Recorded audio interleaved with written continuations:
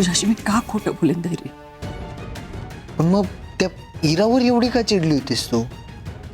मूर्ख आहे रे ती.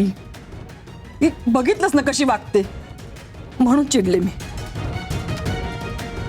पण तू नको लक्ष देऊ हं? आणि माझी काळजी सोड.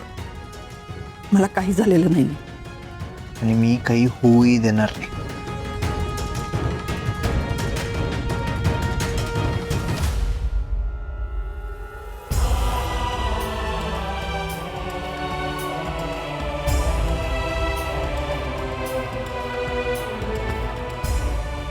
तू पण काही खाल्लेलं नाहीयेस ना? आधी जाऊन जेवून घे हं? हे मी खाऊन घेते. नक्की ना? नक्की. ठीक.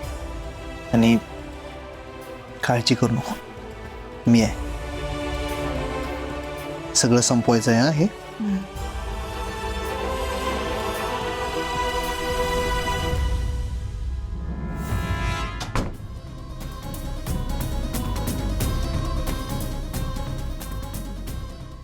आता तर धैर्यला सुद्धा माझ्यावर संशय यायला लागलाय.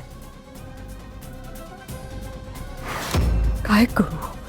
कुठून शोधू त्या बाईला? पण वाटेल ते झालं तरी शोधावं तर लागणार.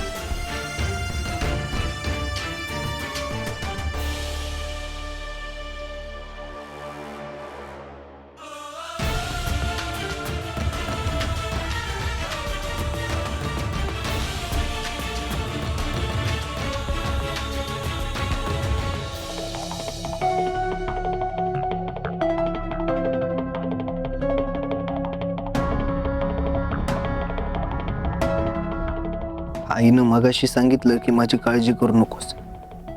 पण अशी कशी काळजी करू नको मी? तिला नक्की कशाचा त्रास होतोय, का एवढी अस्वस्थ आहे ती तेच कळत नाहीये. आधी सावीची ही अशी अवस्था झाली आणि आता आई पण माझ्यापासून लांब चालली असं वाटतंय. का घडतंय हे सगळं? की मीच आईची आणि सावीची काळजी घ्यायला कुठंतरी कमी पडतो.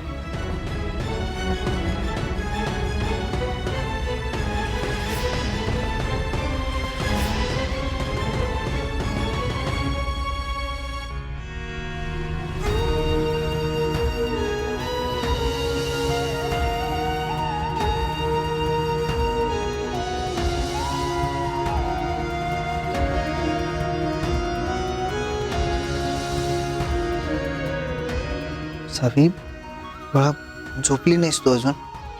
तू तू पण तर जागाच आहेस.